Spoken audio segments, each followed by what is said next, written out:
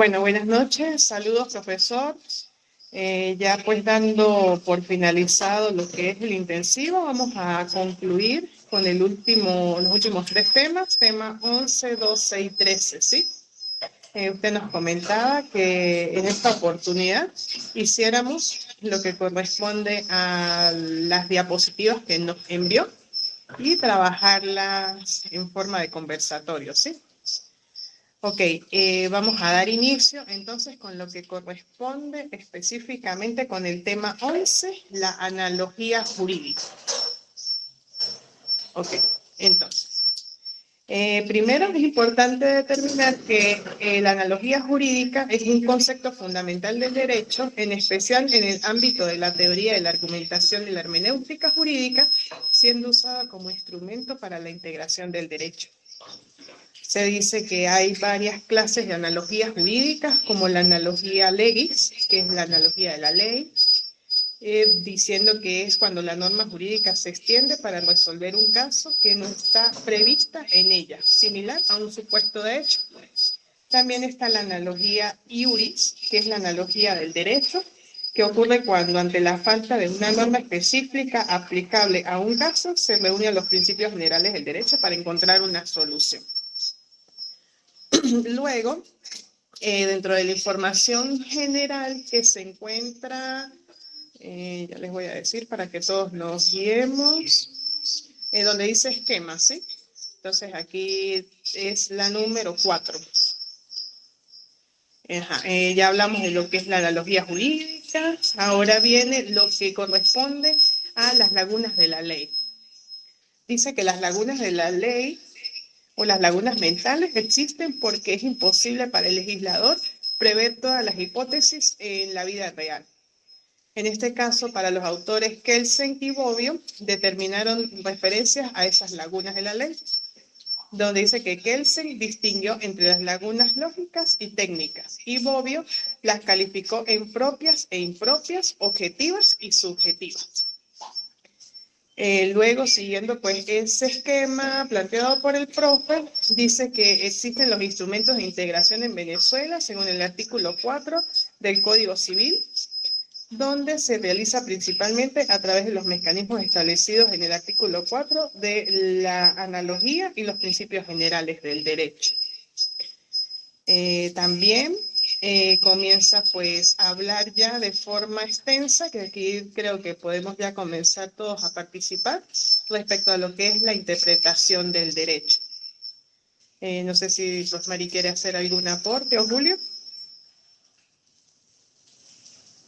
Sí, bueno, en cuanto a este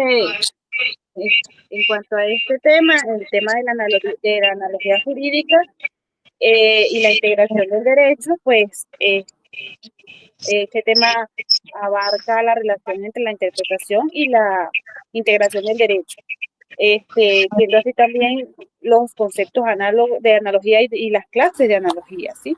La problemática de las lagunas legales y el papel de los principios generales del derecho, tal cual como lo acaba de decir Rosy.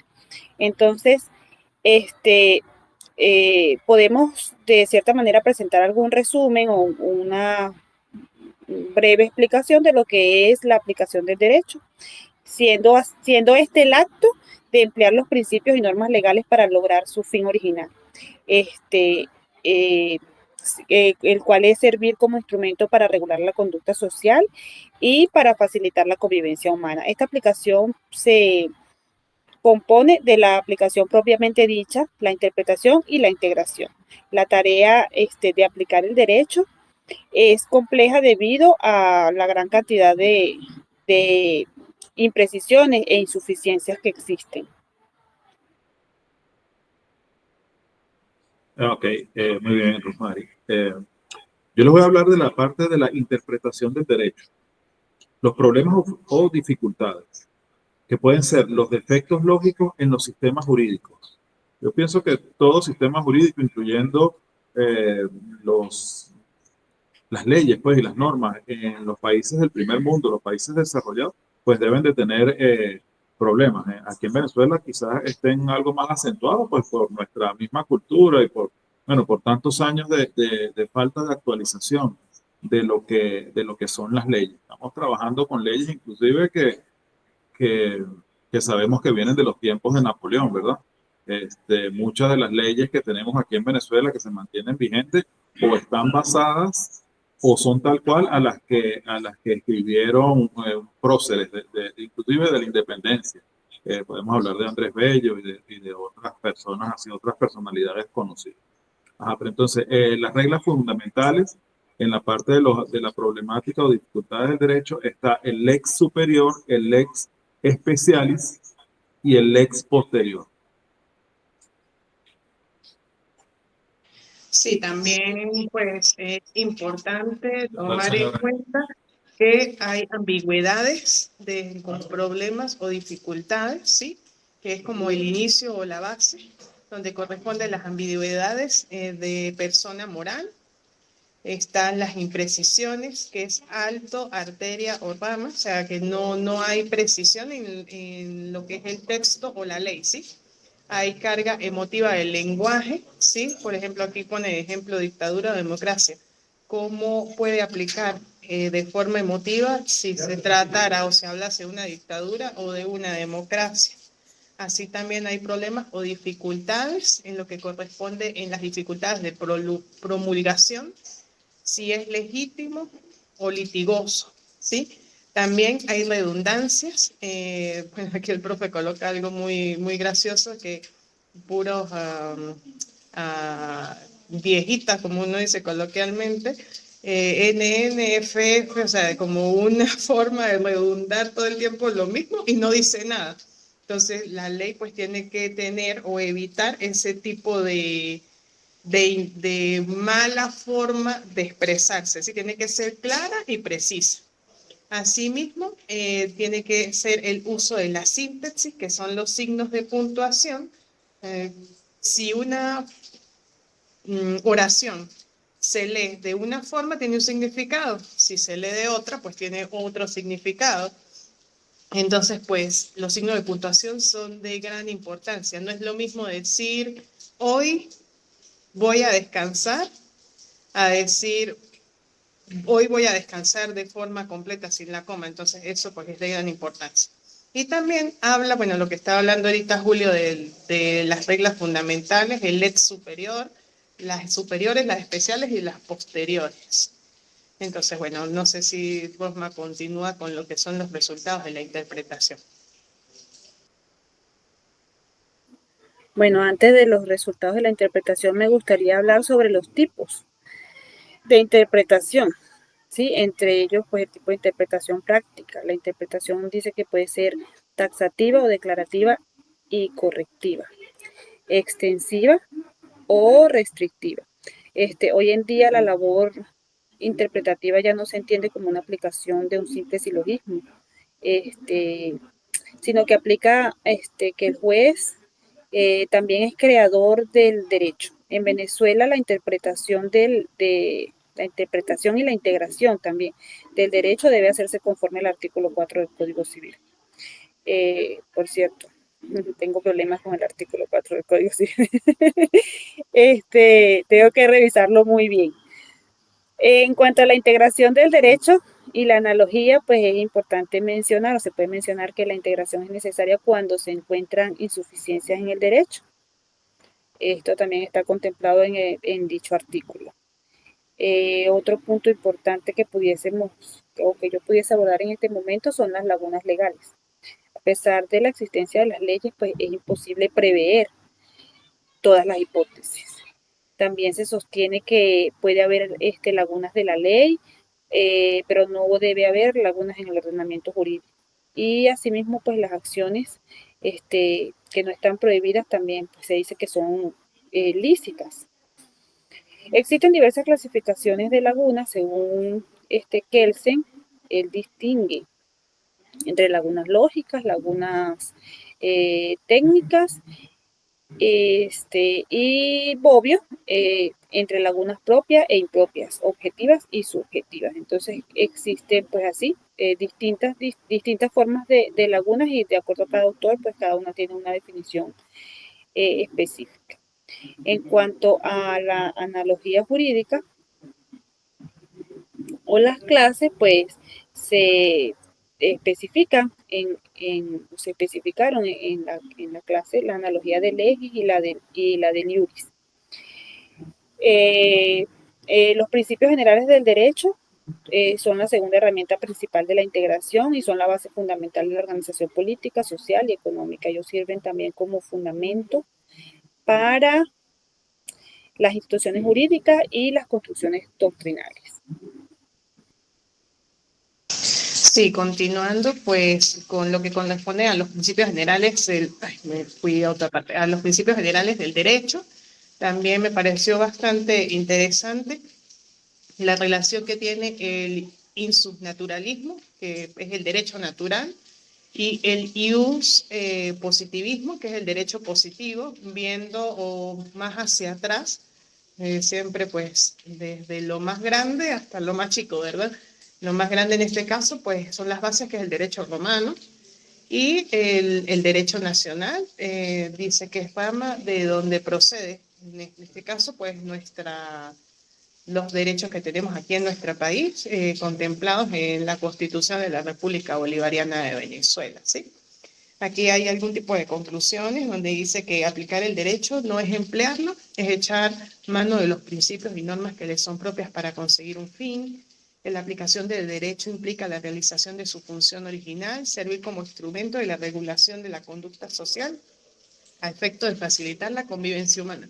Esto pues yo lo veo pues he logrado en esto de primer año que hemos visto de la carrera del derecho y lo que llevamos en este momento, la importancia que tiene el derecho en la conducta y en la convivencia social, ¿sí? Esto pues no puede dejar ni quedar de lado. Asimismo, la tarea de aplicar el derecho es compleja y tiene, aunque tenga imprecisiones e insuficiencias, debemos pues buscar la mejor manera para que el derecho pues sea aplicado de la mejor manera según las leyes, ¿sí? Asimismo, pues dice que, tal cual como dice Rosmary, la forma de redactar el derecho de lo que corresponde al artículo 4 del Código Civil es una forma de ir aprendiendo en el camino cómo el legislador realmente debe interpretar la norma y saberla aplicar. Ahí pues el profe de la mejor manera nos instruyó para aprenderlo, pero no es tan fácil, ¿no? No es tan fácil ir aprendiendo la forma de cómo redactar y aplicar la ley y cómo interpretarla, pero sé que en el camino pues lo vamos a ir aprendiendo y el profe pues también nos irá enseñando más adelante lo que él nos explicaba también de que veremos en un futuro lo que es filosofía del derecho. Asimismo dice que interpretar el derecho hoy en día consiste en atribuirle un sentido. Todo debe tener un sentido en la vida diaria, en el quehacer, en el aplicar la ley, en el trabajo. O sea, todo debe tener un sentido y la ley pues debe tener un sentido. Hay que interpretar normas y conductas. Yo considero que es una de las cosas más importantes, el interpretar. O ahorita con lo que es el conocimiento de la hermenéutica jurídica y la interpretación, pues nos ha ayudado mucho a que no solo se interpreta lo que está enfrente, sino ir mucho más allá. Y lo que decía el profesor, que es de gran importancia, documentarse, no quedarse solamente con una información vaga o una información básica que uno tenga. Y bueno, dice que en la materia de interpretación jurídica se han propuesto múltiples métodos. No sé si Julio continúa con la lámina 17 de las conclusiones. Ya, danos un momentico para que él la ubique ahí en la computadora.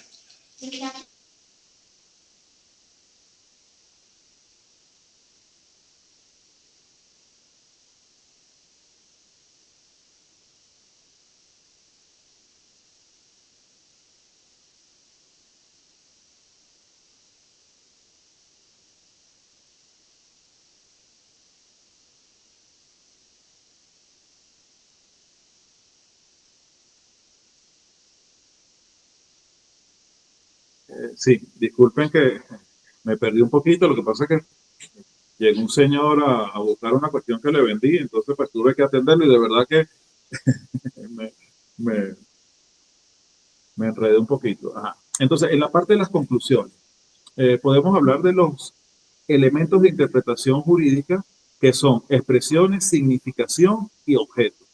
Se conocen básicamente la interpretación auténtica, la usual, la doctrinal y la judicial. Existen innumerables problemas y dificultades a la hora de interpretar el derecho. Hoy no se entiende la labor interpretativa como la aplicación de un simple silogismo. El juez es también creador del derecho. Sí, estos jueces que son como más autónomos. Entonces seguimos con la parte de las conclusiones. En la práctica, la interpretación puede ser taxativa o declarativa y correctiva, tanto extensiva como restrictiva.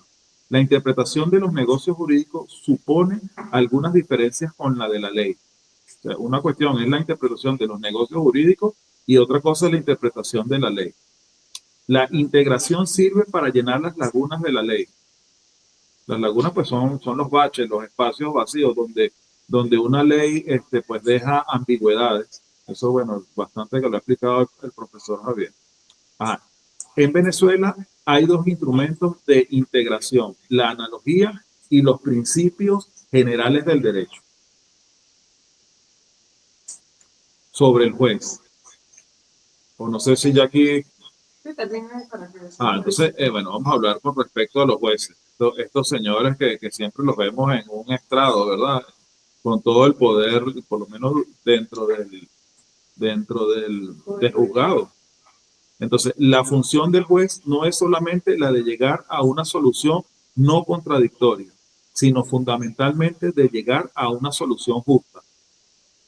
Bueno, esto es algo que se puede prestar a varias interpretaciones, ¿verdad? Pero bueno, pero básicamente es así.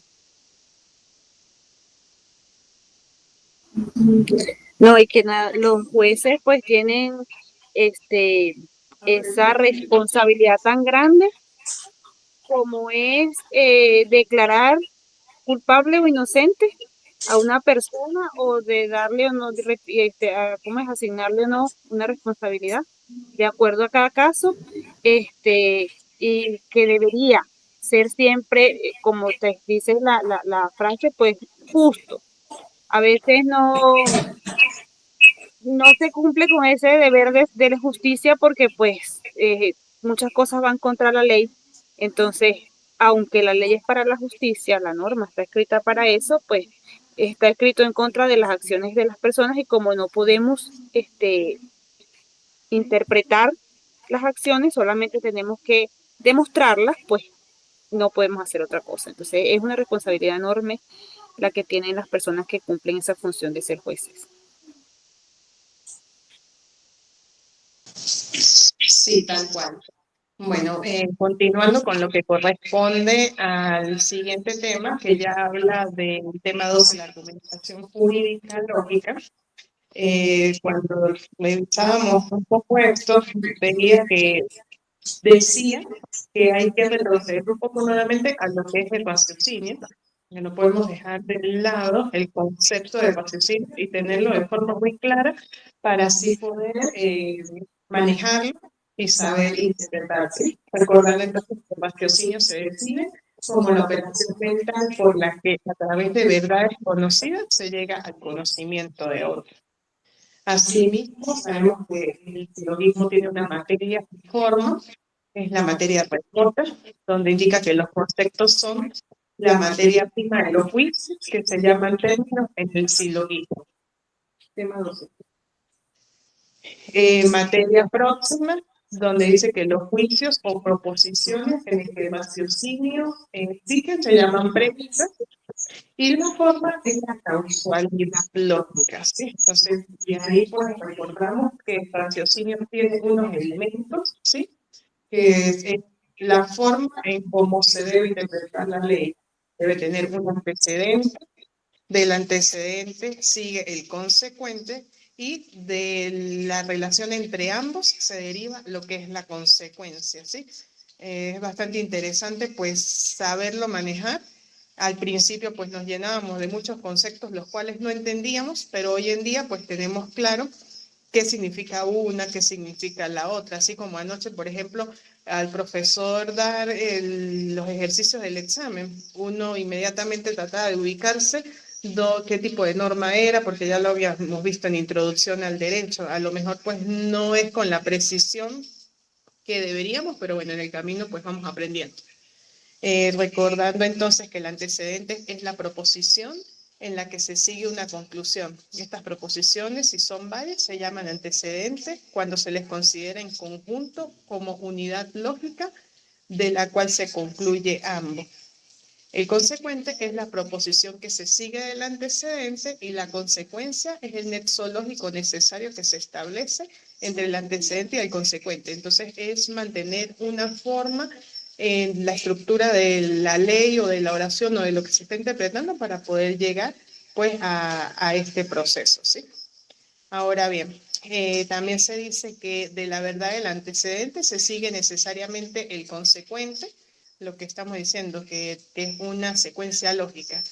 Y que si hay un antecedente falso, de ahí no se sigue nada. O sea, no se puede dar razón a algo que es falso.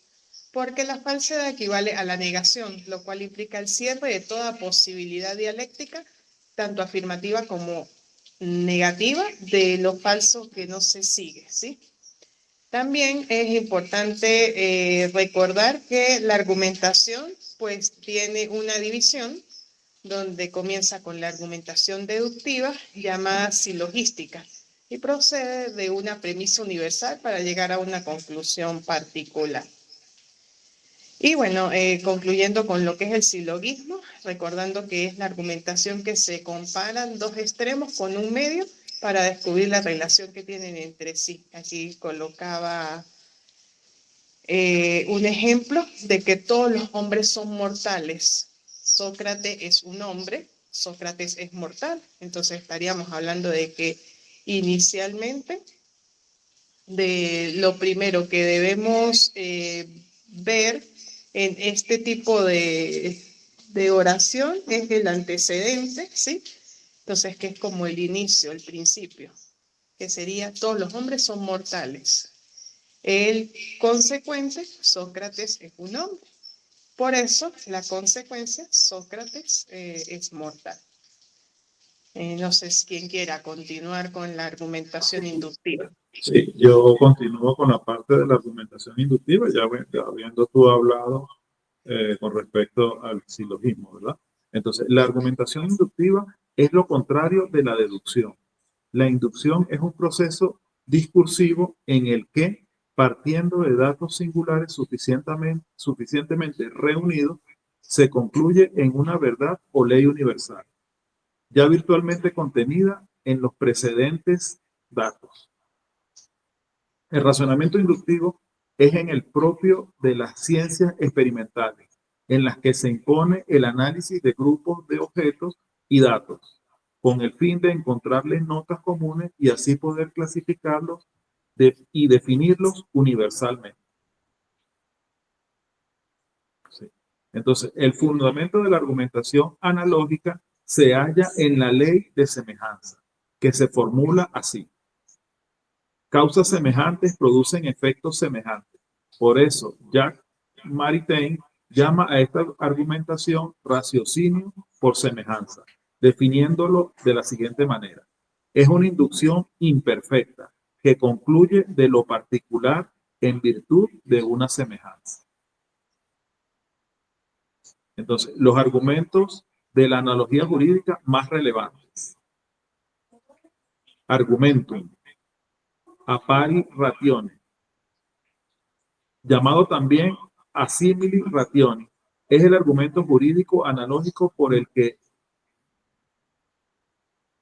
que antomasia, cuando se habla de la argumentación de analogía jurídica sin más, queda sobreentendida la referencia al argumentum appari. Es decir, esto es inferir algo válido en un caso particular, lo es también en otro similar y al primero constituye. Sin duda, una de las principales y más primitivas formas de razonar a partir de la experiencia lógica. No sé si tú quieras agregar otra cosa, Mario. Sí. No, voy a continuar con el siguiente, que es argumentum a contrario sensu. En la La lámina propiamente dice que es un procedimiento analógico inverso al anterior. Consiste en destacar las diferencias en lugar de las semejanzas. Es un proceso inverso al del argumento anterior, pero con la misma finalidad de incluir en un caso hipotético dentro de la legalidad, merced a la dialéctica de contrarios, que también se da en las relaciones jurídicas. Es natural que a través de la analogía no solo se descubran semejanzas, sino también diferencias, y que éstas también contribuyan a la misión integradora que es propia de la analogía. Según lo anterior, se puede razonar, dice la lámina, a contrario sensu, de la siguiente manera. Si de dos casos contrarios uno ha sido previsto en la ley y otro no, será lícito suponer que el caso no previsto habría sido regulado en forma contraria a la del previsto. En el principio sobre el que se apoya esta hipótesis es lo que se afirma de uno, se niega de su opuesto y viceversa. Otro argumento es el argumento a fortiori rationi.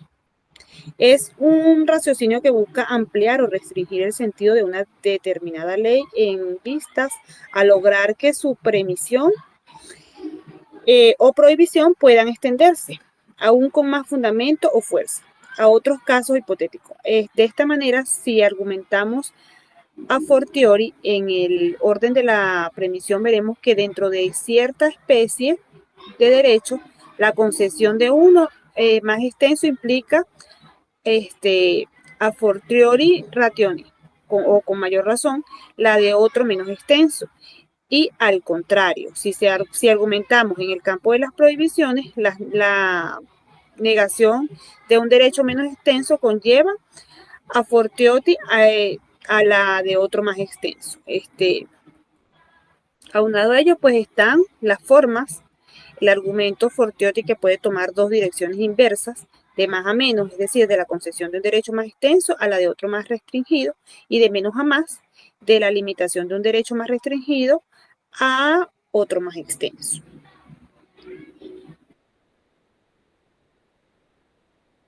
Sí, para concluir, ya casi finalizamos con amiori ad minus, que indica que es ampliar el sentido de la ley, haciéndola valer con mayor razón a fortiori ratione.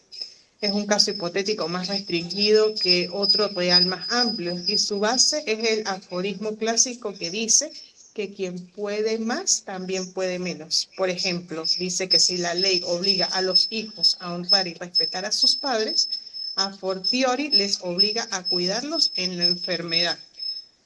Es como el opuesto o la recompensa ante esto, ¿no? Y dice que si el propietario de una cosa tiene derecho a reivindicarla de cualquier poseedor, a fortiori la podrá reivindicar de quien la haya ocupado por la fuerza. Es un argumento que sirve para defender derechos y obligaciones. Y él dice que tiene por objeto restringir el sentido de la ley, haciéndola valer a fortiori ratione con mayor razón.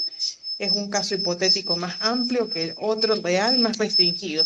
En virtud de ello, la negación de un derecho más restringido implica a fortiori la de otro más amplio. Según la sentencia de Ulpiano, la pérdida total del derecho de ciudadanía hace perder toda la ciudad.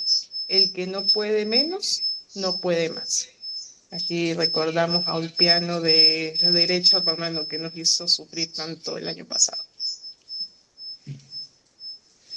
Entonces, bueno, aquí damos por concluido lo que corresponde a términos del tema 12, ¿sí? Entonces, abriendo pues el tema 13, nos dice, ya va que esta computadora. El tema 13 son otros argumentos de interpretación jurídica. ¿Quién quiere conversar al respecto? Sí, vamos a hablar del tema, del inicio del tema 13, que es otros argumentos de la interpretación jurídica. Otros argumentos de la interpretación jurídica. Argumento a generali sensu, sentido general. De verdad que el derecho sí tiene partes que se refieren siempre a lo romano, ¿verdad? A lo romano antiguo, especialmente con respecto a términos, pues. Entonces, argumento a ratione legis stricta, estricta razón legal, argumento a rúbrica por su lugar de origen, argumento ab autoritate por autoridad, argumento ab absurdo por absurdo, argumento pro sujecta materia, base del legislador, y argumento de interpretación subjetiva, argumento de interpretación objetiva, argumento de interpretación sistemática, argumento de interpretación extensiva y restrictiva. Estos son los diferentes argumentos, ¿verdad? Entre los principales argumentos de interpretación jurídica tenemos los siguientes: a generali sensu, a ratione legis stricta, a absurdo, a rúbrica. Yo me acuerdo que esta palabra rúbrica se refiere a algo de la firma. Mi papá lo decía mucho: estampa tu rúbrica aquí en este papel. Entonces, pues pienso que tiene que ver con eso. Entonces, bueno, Rosmary, si tú quieres, pues desglosas ahí un poquito la parte siguiente. Ok, cuando el texto legal es suficientemente claro, sobra cualquier tipo de interpretación. Según el viejo aforismo, lo que es claro no se interpreta. Sin embargo, lo natural es que se mantenga viva la actitud crítica de los intérpretes hacia las leyes, que empiecen a mostrar signos de escasa eficacia o de dudosa oportunidad. Es decir, que se debe hacer análisis e interpretación en sí de lo que está escrito, aun y cuando pues ya está escrito y solamente nosotros podemos aplicarlo o debemos aplicarlo. Una de las más frecuentes objeciones que suelen presentarse contra ciertas leyes es el desuso de lo que son conscientes los juristas cuando invocan la sentencia de Juliano, que dice: no por otra causa nos obligan las leyes que por la de ser aceptadas por el juicio del pueblo. Esto en latín, ay no, yo no lo voy a pronunciar en latín porque yo todavía no me entiendo con eso. Me disculpan, pero ay, eso me ha costado demasiado. Ajá. Argumentos, no, pero que hay que seguir. A generali sensu, eso está un poquito más sencillo. Quiere decir que o es el que se atiene a la generalidad de la ley. Con él se afirma que el legislador ha pensado en una generalidad de casos dentro de la cual puede caber un buen número de proposiciones controvertidas. Sí, luego le sigue lo que es el argumentum a generali sensu. Y dice que si efectivamente se demuestra que es así, nada más tiene que hacer el intérprete. Es como que es lógico, ¿no? Si es de esa forma, ¿qué más va a decir el intérprete o el legislador? Dice: no valen distingos, donde la ley no distingue, tampoco nosotros debemos distinguir. Sigue el argumento a generali sensu, que dice que, en resumen, la finalidad de la argumentación de este a generali sensu estriba en destacar la obligatoriedad absoluta de la ley, presumiendo que el legislador ha querido que se cumpla todas las hipótesis y casos particulares en cualquier situación. El buen dialéctico deberá poner de relieve la generalidad del texto legal con el fin de evitar interpretaciones no requeridas. O sea, que debe ser lo que es, no algo más allá de lo que se pueda pensar. El argumentum a stricto sensu dice que es la aplicación del significado literal de las leyes. A diferencia del argumento anterior, este invita a ceñirse a la particularidad de una expresión concreta del texto legal. También el argumentum a stricto sensu, que es la apelación del significado literal de las leyes. A diferencia del argumento anterior, este invita a ceñirse a la particularidad de una expresión concreta en el texto legal. O sea, es como más específica a lo que quiere interpretarse. El argumento ab absurdo dice que es la forma de argumentación indirecta por reducción al absurdo, manifestando que de no aceptarse determinada interpretación, la ley resultaría absurda, inútil o desarticulada. Entonces, bueno, ahí la importancia de saber interpretar, ¿no? No sé quién quiere seguir con argumento de autoridad. Continúo yo aquí con esta parte de argumento de autoridad. Un argumento de autoridad, argumentum ab autoritatis, también llamado apelación a la autoridad o argumentum ab verecudiam, es una forma de argumento en el que la opinión de una autoridad sobre un tema se utiliza como evidencia para respaldar un argumento. Algunos consideran que se usa de manera convincente si todos los lados de una discusión están de acuerdo en la confiabilidad de la autoridad en el contexto dado. Y otros consideran que siempre es una falacia citar los puntos de vista de una autoridad en el tema discutido como un medio para apoyar un argumento. Entonces, la argumentos a rúbrica. Vamos a ver aquí lo que yo les estaba comentando, a ver si el viejo tenía razón. El argumento a rúbrica es aquel por medio del cual la atribución de significado se realiza a partir del título o rúbrica que encabeza el grupo de artículos en el que se encuentra ubicado el enunciado, ya que se piensa que los títulos proporcionan información sobre el contenido regulado bajo los mismos, por no ser casual, sino consecuencia del diseño institucional del legislador, por lo que manifiestan su voluntad. Es un argumento de congruencia que apela a la coherencia del sistema jurídico. Es netamente lo que digan. Sí, exactamente. Es netamente lo que dice el legislador. Ya queda poquito, Roma. Si tú quieres, yo ahorita voy a revisar, no, les voy a leer aquí un esquema que tengo por aquí, porque vistos de la manera como están en las láminas son como muchos, ¿verdad? Pero cuando uno los agrupa, pues uno puede como los agrupa o los clasifica, uno puede como analizarlo un poquito más. Dentro de las láminas nos falta es el argumento de interpretación subjetiva, que dice que se trata de tomar la voluntad del legislador, autor de la norma, como orientación para interpretar esta, para atribuirle un significado concreto. El argumento objetivo teológico es un criterio de interpretación que pone como referencia la elección entre interpretaciones posibles, la finalidad de la norma. Entonces, a lo que hago referencia es que en este tema, pues, se resume de cierta manera lo que es la clasificación o los tipos de argumentos, ¿sí? Entonces, pudiésemos agrupar en un primer punto los argumentos que están basados, sí, que están dentro del alcance del texto en argumentos general y sensu, argumentos a ratione legis estricta, y no me este idioma y yo no nos vamos a entender todavía, pero pronto. Argumento absurdo, ¿verdad?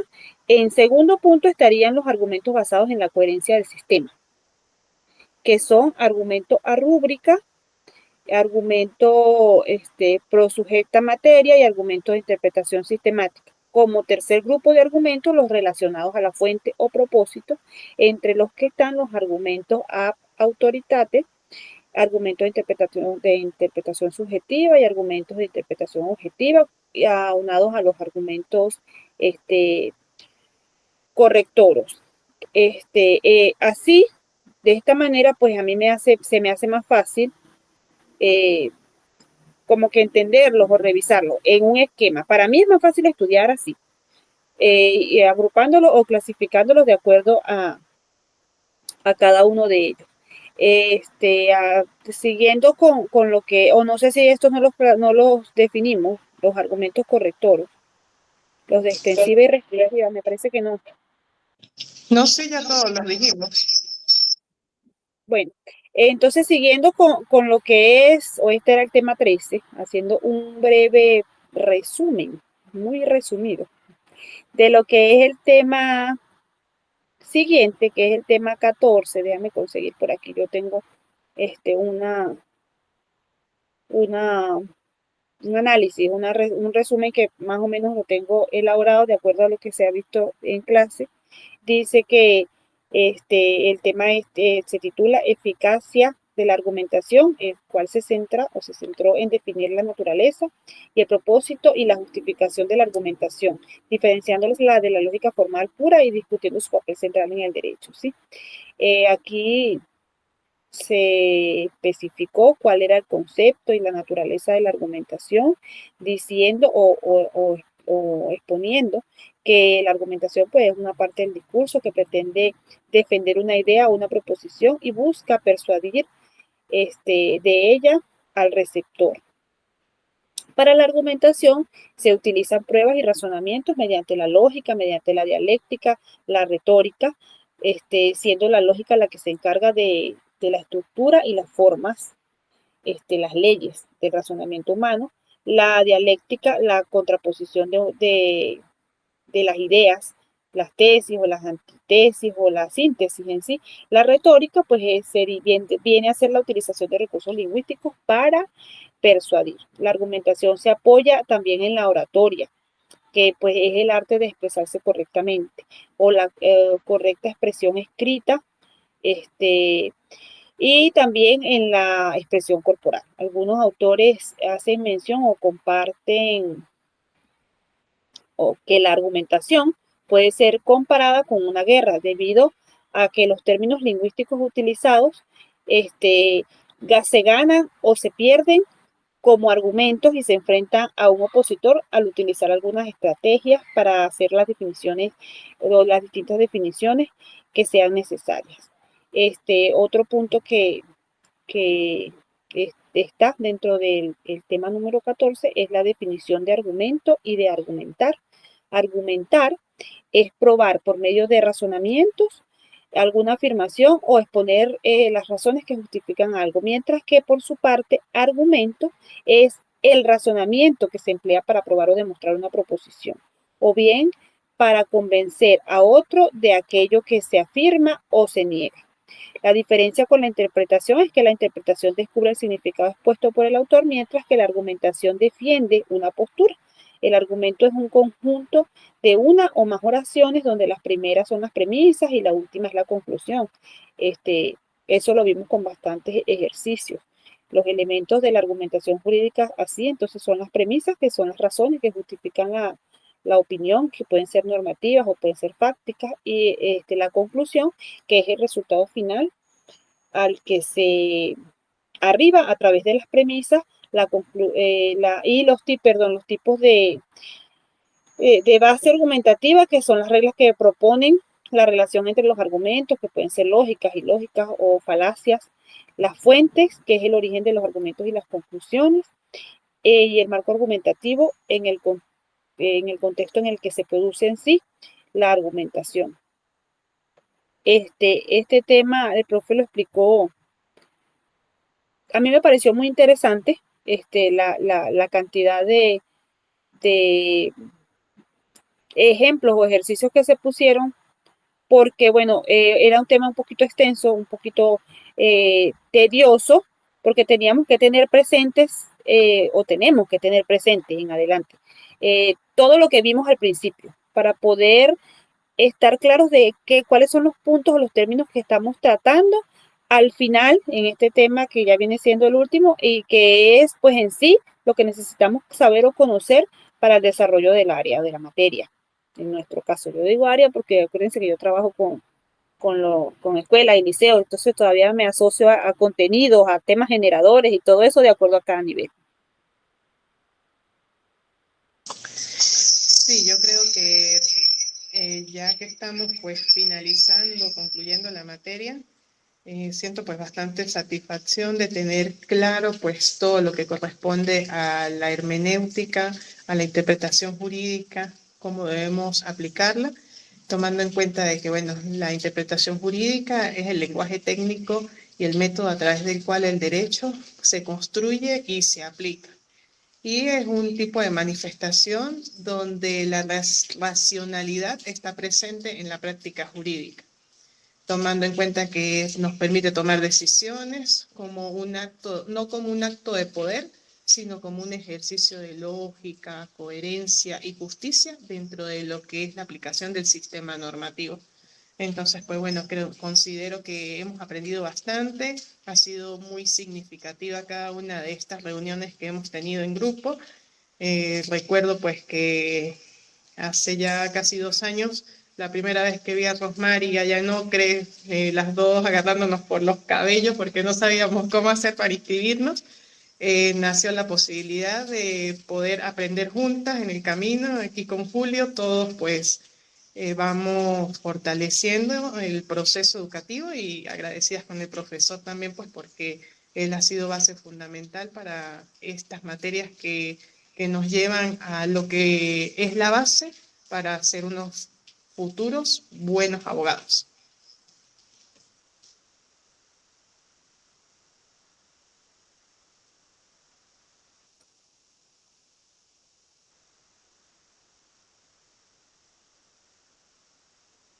Bueno, yo pensé que Julio iba, hoy no es el día de llorar, estamos terminando es una materia, todavía nos falta mucho para graduarnos, estamos empezando. Pero bueno, ya me tocó el corazón. Entonces, ay, tan bonito, ¿verdad? Bueno, eso no es parte de la clase, pero sí es importante, porque nos une cada día más y vamos a seguir avanzando en este camino que no ha sido fácil para ninguno de nosotros, porque no es igual cuando estudiamos, cuando estamos en pregrado y lo que hacemos es estudiar, a cuando nuestro caso que trabajamos, tenemos hijos y son muchas cosas, muchas responsabilidades, entonces esto es una meta que tenemos que lograr, que no va a ser fácil, pero que la vamos a alcanzar, así como lo dicen los contenidos que estamos desarrollando con el profe, con coherencia, con racionalidad, con claridad, con suficiencia, con responsabilidad y compromiso, seguir adelante porque pues es parte de lo que decidimos hacer con nuestras vidas y en nombre de Dios lo vamos a lograr muy pronto. Bueno, pues yo quiero también concluir esta parte. Ustedes saben perfectamente, ustedes son mega estudiadas, tanto tú, Romari, como Rosy, tienen sus maestrías. Yo, aunque tengo también una experiencia en el área, en la parte universitaria, pues formalmente me estoy iniciando aquí. Y bueno, para mí siempre pues me ha costado un poquito más soltarme todo aquello, el estudio. Yo con la tecnología no soy muy dado. El otro día se lo comentaba el profesor Javier y él se reía, pues o sea, se reía, pero de buena gana, ¿verdad? Y me decía que eso poco a poco yo iba aprendiendo y me iba familiarizando con toda esta parte tecnológica, cuando en mis tiempos una clase así virtual, de la forma como lo hemos hecho, y un grupo de trabajo, por lo menos tú, Rosmari, que estás en Trujillo, el profesor está en México, bueno, Rosy sí está a mi lado, pero de verdad que esto es algo para mí completamente novedoso. Y ya hablando de la materia, pues sí, lo que es la interpretación jurídica, inclusive hasta la forma de pensar, ¿verdad? De pensar en el área jurídica ha sido para mí un aprendizaje significativo y bueno, día a día a ir aprendiendo más. Ya ahorita a partir del 14 creo que empezamos la parte ya del segundo año y como me lo dijo el mismo profesor Javier, que ya estamos bien adelantados y la parte más difícil quizás es el primer año, la parte de adaptación y bueno, pues seguir adelante y buscar de aprender lo más que se pueda, lo más que podamos para, como dijo Rosy, pues llegar a ser unos, en un futuro, Dios lo permita, unos excelentes abogados.